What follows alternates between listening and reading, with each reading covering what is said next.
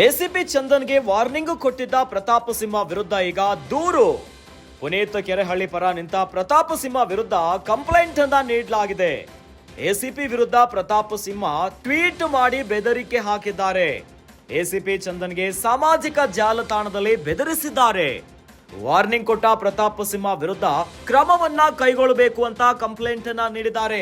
ಏನೋ ಕಂಪ್ಲೇಂಟ್ ಅನ್ನ ನೀಡಿರೋರು ಆಮ್ ಆದ್ಮಿ ಪಾರ್ಟಿಯ ಯುವ ಘಟಕದಿಂದ ಪಶ್ಚಿಮ ಡಿಸಿಪಿಗೆ ದೂರನ್ನ ನೀಡಲಾಗಿದೆ. ಜುಲೈ 31ರಂದು ಟ್ವೀಟ್ ಮಾಡಿದ್ದ ಮಾಜಿ ಸಂಸದ ಪ್ರತಾಪ್ ಸಿಂಹ, ಎಸಿಪಿ ಚಂದನ್ ನಾನು ನಾಳೆ ಸ್ಟೇಷನ್ಗೆ ಬರ್ತೀನಿ, ನೀವು ಇರಬೇಕು ಅಂತ ಬರೆದಿದ್ದಾರೆ.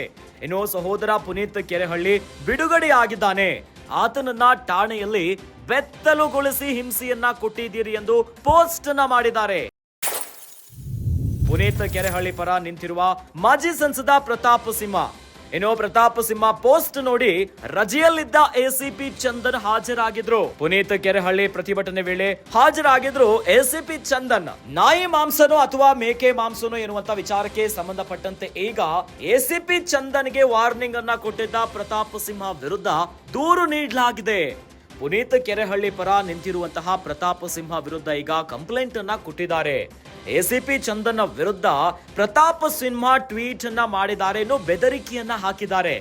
ಎಸಿಪಿ ಚಂದನ್ಗೆ ಸಾಮಾಜಿಕ ಜಾಲತಾಣದಲ್ಲಿ ಬೆದರಿಸಿದ್ದಾರೆ, ವಾರ್ನಿಂಗ್ ಅನ್ನ ಕೊಟ್ಟಿದ್ದಾರೆ ಪ್ರತಾಪ್ ಸಿಂಹ.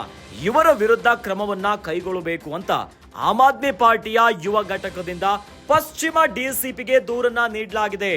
ಬಹಳ ಪ್ರಮುಖವಾಗಿ ಯಾವಾಗ ಇದು ನಾಯಿ ಮಾಂಸ ಮೇಕೆ ಮಾಂಸ ಅಲ್ಲ ಅಂತಹ ಪುನೀತ್ ಕೆರೆಹಳ್ಳಿ ಸರ್ಕಾರದ ಕರ್ತವ್ಯಕ್ಕೆ ಅಡ್ಡಿಪಡಿಸಿದ್ದಾರೆ ಅಂತ ಅವರನ್ನ ಅರೆಸ್ಟ್ ಮಾಡಲಾಗಿತ್ತು. ಇದೇ ವಿಚಾರವಾಗಿ ಷರತ್ತುಬದ್ಧ ಜಾಮೀನು ಮೇಲೆಗೆ ಹೊರಬಂದಿದ್ರು. ಇದಾದ ಮೇಲೆ ಪ್ರತಾಪ್ ಸಿಂಹ ತಮ್ಮ ಸೋಷಿಯಲ್ ಮೀಡಿಯಾದಲ್ಲಿ ಬರೆದುಕೊಂಡಿದ್ರು, ನಾನು ಬರ್ತೀನಿ ನೀವು ಇರಬೇಕು ಅಂತ ಎಸಿಪಿ ಚಂದನ್ಗೆ ಹೇಳಿದ್ರು.